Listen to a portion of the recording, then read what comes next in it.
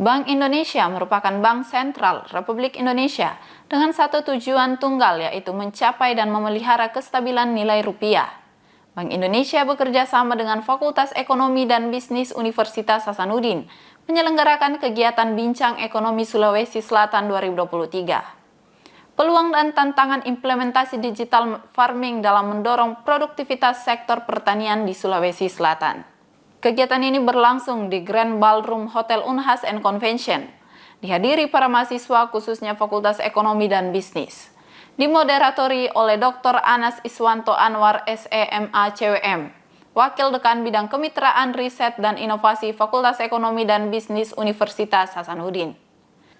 Dihadiri pemateri hebat, Febrina, ekonom ahli Kantor Perwakilan Bank Indonesia Provinsi Sulawesi Selatan, M. Firdaus Mutakin, Deputi Kepala Perwakilan Bank Indonesia Provinsi Sulawesi Selatan, Hikmatullah Insan Purnama, Head of Digital Vertical Ecosystem Logistik and Agriculture Agri Telkom Indonesia, Irsan Rajamin, CEO PT Habibi Digital Nusantara, dan Profesor Marsuki Dea, PhD, dan Profesor Marsuki DEA, PhD, Guru Besar Fakultas Ekonomi dan Bisnis Universitas Hasanuddin.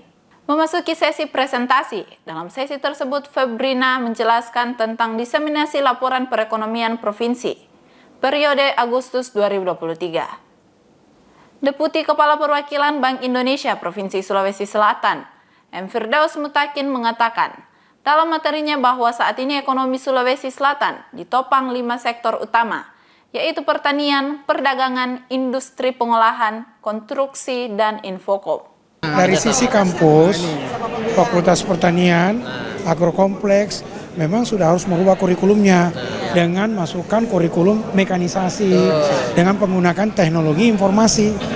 Dengan demikian, baik dari perguruan tinggi, dari sisi knowledge-nya, pengetahuannya, pelatihannya, dari sisi perbankan, pendampingannya, dari sisi perbankannya itu memberikan modal, tentu dengan tingkat suku bunga yang terjangkau, yang bisa.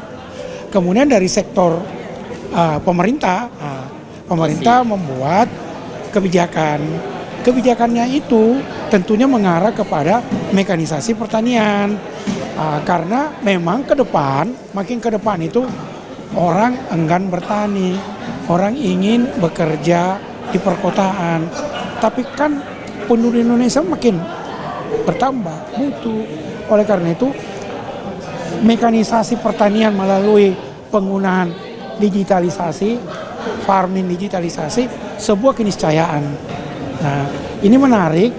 Jadi saya berharap sebenarnya Bank Indonesia, perbankan itu membuat seperti forum, mempertemukan antara petani, katakanlah tanda kutip petani milenial, mempertemukan perguruan tinggi, katakanlah Fakultas Agrokompleks itu, pertanian, mempertemukan perbankan, menyamakan satu persepsi, lalu pemerintah membuat kebijakan sehingga kegiatan ini terstruktur, tidak seperti tiba masa tiba akal, terstruktur, terpola, dan itu tidak butuh waktu yang kontinu, keberlanjutannya ada, dan kita butuh waktu yang panjang, tapi akan hasilnya lebih baik ke depan. Coba kita lihat, ini masalah bangsa. Semakin banyak penduduk butuh rumah, tanah semakin kurang. Sementara masyarakat juga butuh makan banyak. Apa iya kita mau impor terus? Kan tidak. Jadi sawah makin berkurang karena dibuat perumahan.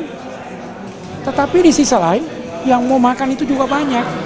Jadi mekanisasi, modernisasi adalah sebuah keniscayaan. Itulah Pak, sebagai kami orang perguruan tinggi tentu berharap ada pertemuan, ada di situ.